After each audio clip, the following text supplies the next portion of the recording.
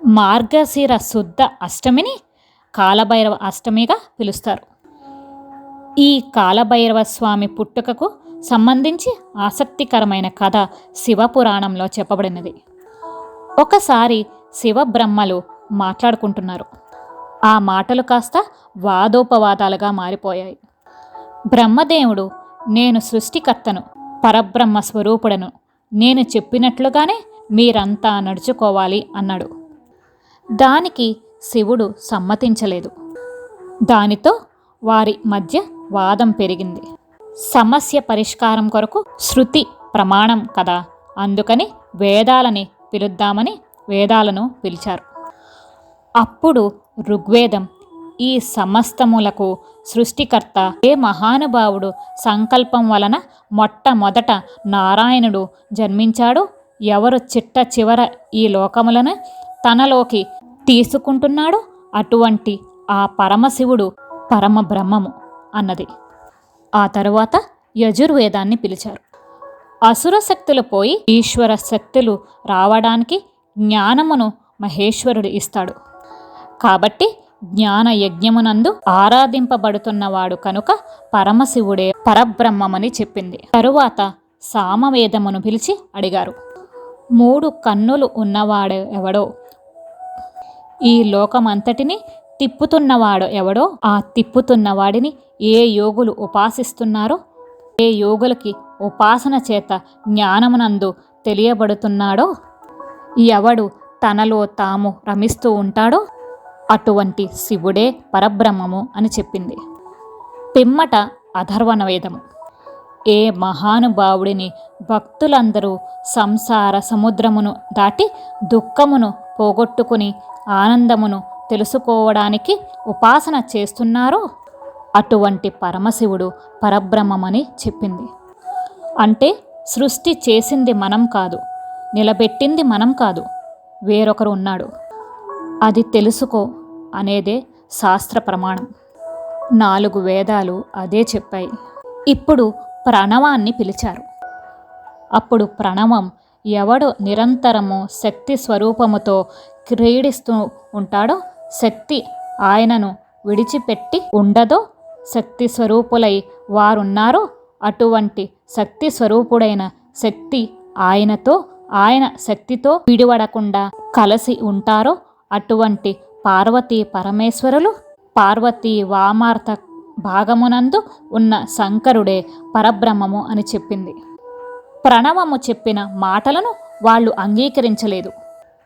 మా మాటలు రుచించకపోతే ఇప్పుడు ఈశ్వరుడు దండించవలసి ఉంటుంది. కాబట్టి అంతటా నిండిన పరబ్రహ్మము జ్యోతిగా మారాడు. జ్యోతి సాకారం అయింది. సాకారమును చూసినప్పుడు విష్ణువు ఊరుకున్నాడు. కానీ బ్రహ్మ, నీవు ఎవరు? నువ్వు నా 2 కనుబొమ్మల మధ్యలోంచి పుట్టిన రుద్రుడవు, నన్ను స్తోత్రము చెయ్యు అన్నాడు. బ్రహ్మలో మార్పు లేదు, ఆయన దండింపబడాలి. కాబట్టి ఇప్పుడు ఆ జ్యోతి ఘోర రూపమును పొందింది. శంకర, ఏమి నీ ఆజ్ఞ అని అడిగింది. బ్రహ్మ అహంకారంతో మాట్లాడుతున్నాడు.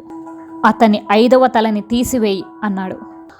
అప్పుడు ఈశ్వర రూపం ప్రచండ రూపమును పొందింది. దిగంబరమైన రూపంతో బ్రహ్మ 5వ తలను గోటితో గిల్లేసింది. ఆ రూపమే కాలభైరవ స్వరూపము. ఇలా జరిగేసరికి బ్రహ్మ భయపడి తన 4 తలకాయలను అమ్మవారి చేతుల క్రింద పెట్టేసి, ఈశ్వర, నేను చేసిన పొరపాటును మన్నించు, ఉదారుడువై నన్ను రక్షించు అని అడిగాడు. అప్పుడు శంకరుడు కాలభైరవునితో, నీవు కాలము వలె ప్రకాశించుచున్నావు. కాలము ఎలా వెళ్ళిపోతూ ఉంటుందో అలా ఉంది నీ నడక. నీ నడకతో బ్రహ్మ తల తెగిపోయింది. కాబట్టి నిన్ను ఈ రోజు నుండి కాలభైరవ అని పిలుస్తారు అన్నారు. కాలభైరవ, నీవు ఎంత గొప్పవాడవైనాను బ్రహ్మ తల తెంపేశావు కాబట్టి నీకు బ్రహ్మహత్య పాతకం అంటుకుంది. ఈ 5వ తలకాయ పుర్రెను చేతిలో పట్టుకుని 12 సంవత్సరాలు భిక్షాటన చేసి ఆ కపాలంలో తిను, అప్పుడు నీ బ్రహ్మహత్య పాతకము పోతుంది అని చెప్పాడు. బ్రహ్మహత్య పాతకమును తొలగించుకోవడానికి బ్రహ్మ కపాలాన్ని చేతిలో ధరించి అనేక క్షేత్రాలలో పర్యటించిన తనకు సోకిన బ్రహ్మహత్య పాతకము తొలగకపోవడంతో కాలభైరవుడు శ్రీ మహావిష్ణువు వద్దకు వెళ్ళి ప్రార్థించాడు. కాలభైరవుని ప్రార్థన విన్న శ్రీ మహావిష్ణువు, కాలభైరవ, నీవు శివుడి పుత్రుడవు కనుక శివుడితో సమానుడవు. బ్రహ్మదేవుని గర్వమును అణుచడానికి జన్మించిన వాడవు.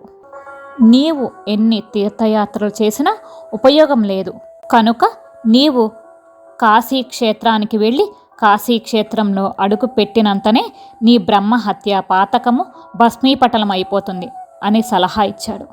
విష్ణుమూర్తి సలహా మేరకు కాలభైరవుడు కాశీ నగరానికి చేరుకోవడంతోనే బ్రహ్మహత్య పాతకము తొలగిపోయి బ్రహ్మ కపాలాన్ని కాశీలో పూడ్చిపెట్టాడు. బ్రహ్మ కపాలం పూడ్చిపెట్టిన చోటు ఏర్పడిన తీర్థమే నేటి కాశీక్షేత్రంలోని కపాల మోక్ష తీర్థము. కాశీలో కాలభైరవుడు విశ్వనాథ లింగాన్ని భక్తితో పూజించి తరించాడు. అప్పుడు విశ్వనాథుడు అతని భక్తికి మెచ్చుకొని కొన్ని వరాలను ఇచ్చాడు. కాలభైరవ, ఎవడు ఈశ్వరుని ధిక్కరించి బ్రతుకుతాడో వాడి ప్రాణోత్క్రమణము అవగానే నీవే కనబడతావు. దీనినే భైరవ యాతన అంటారు. అప్పుడు జీవుడు నిన్ను చూసి హడలిపోతాడు.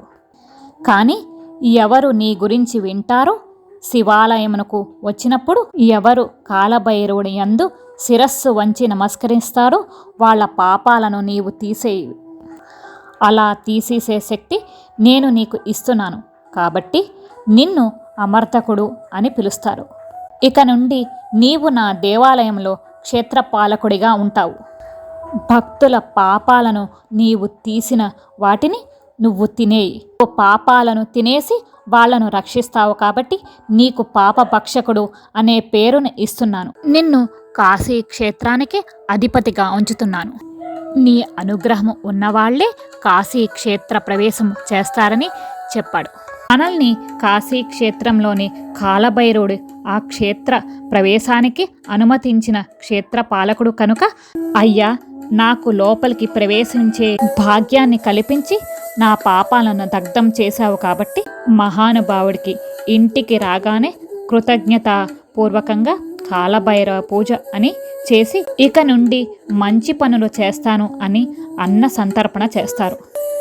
భైరవమూర్తి ప్రసన్నమూర్తి అయినాడని చెప్పడానికి ఆయన మెడలో ఒక గారెల దండ వేస్తారు.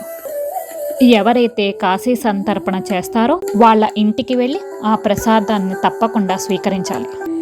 ఇహలోకమునందు ఇప్పటి వరకు ఈశ్వరుడి పట్ల తాము చేసిన దూషణ ఫలితము ఎలా పోతుందని బెంగ పెట్టుకున్న వాళ్ళ కోసం భైరవ యాతన ఇక్కడే తేలికగా అనుభవింపచేస్తాడు. అందుకే హరిద్వార్, ఋషికేశ్ వెళ్ళిన వాళ్ళు మానసాదేవి ఆలయానికి వెళ్తే బయటకు వచ్చేటప్పుడు ఒకసారి ఒంగోండి అని ఒక బెత్తం పెట్టి వీపు మీద కొడతారు. అది భైరవ యాతన అని ఆ కర్ర టప్ అంటుంది. అక్కడితో పాపాలు తొలగిపోతాయి. ఆ కాలభైరవ స్వరూపం అంత గొప్పది. మేము కాశీ వెళ్ళాము, మా ఇంట ఏ భయమూ లేదు అని చెప్పడానికి ఒక నల్లటి తాడును రక్షగా కూడా కట్టుకుంటారు. ఎవరు ఈ కాలభైరవ స్వరూపాన్ని గురించి వింటున్నారో, భక్తితో ప్రణమిల్లుతున్నారో, ఒక్కసారి నమస్కరిస్తున్నారో అటువంటి వారు శివానుగ్రహం పొందుతారు. కాలభైరవుడు వాళ్లను ఇబ్బంది పెట్టడు. వాళ్ళు ఎప్పుడూ సంతోషంగా సుఖంగా ఉంటారు. కాశీ క్షేత్రానికి వెళ్ళి వచ్చిన వారు కాశీ విశ్వేశ్వర స్వామి వారిని పూజించడంతో పాటు వడలను చేసి వాటితో మాలను తయారు చేసి పూజానంతరం సునకమునకు పసుపు కుంకుమ పెట్టి ఆ మాలను దాని మెడలో వేసి నమస్కారం చేస్తారు. ఆ ఆచారం శ్రీ కాలభైరవ స్వామి వారి మహత్యానికి నిదర్శనం. ఈ కాలభైరవుని జన్మదినమైన కాలభైరవాష్టమి నాడు శ్రీ కాలభైరవ స్వామి విగ్రహం లేదా చిత్రపటాన్ని ఏర్పాటు చేసుకుని గణపతిని పూజించిన తరువాత షోడశోపచారాలతో అష్టోత్తర శతనామాలతో శ్రీ కాలభైరవ స్వామిని పూజిస్తారు. మినప వడలను నైవేద్యంగా సమర్పిస్తారు. ఈ మార్గశిర అష్టమి కాలభైరవ జన్మదినం పురస్కరించుకుని శ్రీ ఆదిశంకరాచార్యులు వారు రచించిన కాలభైరవ అష్టకాన్ని చదువుకుంటారు. ఇలా కాలభైరవ అష్టమి నాడు శ్రీ కాలభైరవ స్వామిని స్మరించడం, పూజించడం వలన సకల పుణ్యఫలాలు కలుగుతాయి. శ్రీ కాలభైరవ స్వామిని పూజించడం వలన స్వప్న భయాలు దూరం అవుతాయి, గ్రహ దోషాలు తొలగిపోతాయి. ఓం నమో కాలభైరవ స్వామినే నమః. శని మహర్దశలో ఉన్నవారు, శని దోషాలు ఉన్నవారు, నిందలు పడుతున్నవారు, ఎంత కష్టపడ్డా ఫలితం దక్కని వారు కాలభైరవ అష్టకం చదివితే చక్కటి ఫలితాన్ని పొందుతారు. శత్రు బాధలు తొలగిపోతాయి. ఆయురారోగ్యాల వృద్ధి, మనశ్శాంతి, ఆధ్యాత్మిక జ్ఞానము, అద్భుతమైన జీవనము, పీడకలలు తొలగిపోవడము జరుగుతుంది. పీడకలలు వచ్చేవారు పడుకునే ముందు కాలభైరవ అష్టకాన్ని విన్నా చదివినా మంచి ఫలితం లభిస్తుంది. కాలభైరవ అష్టకం స్తోత్రం విందాం. దేవరాజ సేవ్యమాన పావనాగ్రిం పంకజం కాలయజ్ఞసూత్రమింద్రశేఖరం కృపాకరం నారదాది యోగి బృంద వందితం దిగంబరం కాశికాపురాదినాథ కాలభైరవం భజే భానుకోటి భాస్వరం భవార్దితారకం పరం నీలకంఠమీప్సితార్థ దాయకం త్రిలోచనం కాలకాలమంబుజాక్ష మక్షశూలమక్షరం కాశికాపురాదినాథ కాలభైరవం భజే శూలఠంక పాసదండ పాణిమాదికారణం శ్యామకాయమాదిదేవమక్షరం నిరామయం భీమ విక్రమం ప్రభుం విచిత్రతాండవం ప్రియం కాశికాపురాధినాథ కాలభైరవం భజే భుక్తిముక్తిదాయకం ప్రశస్తి చారు విగ్రహం భక్తవత్సలం స్థిరం సమస్తలోక విగ్రహం నిగ్వహం మనోజ్ఞహే కింకిణీల సత్కటిం కాశికాపురాదినాథ కాలభైరవం భజే ధర్మసేతు పాలకం త్వధర్మ మార్గనాశకం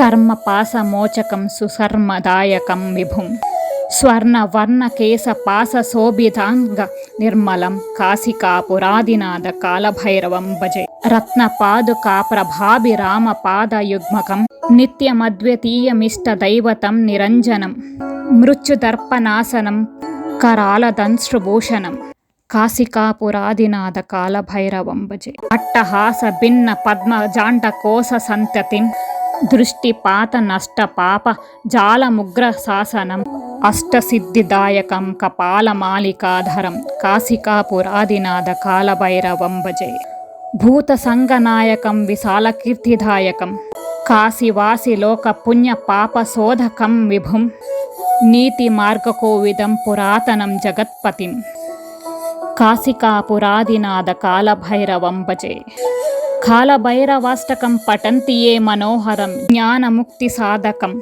విచిత్ర పుణ్యవర్ధనం శోకమోహ లోభ దైన్య కోపతాపనాశనం తే ప్రయాంతి కాలభైరవాంగ్రి సన్నిధం ధ్రువం. ఈ కాలభైరవాష్టమాన్ని నిత్యం విన్నవారు, పఠించిన వారు సద్గతులను పొందుతారు. ఇహమునందు సకల సుఖాలు, సంపదలు పొంది సంపూర్ణమైన జీవితాన్ని గడుపుతారు.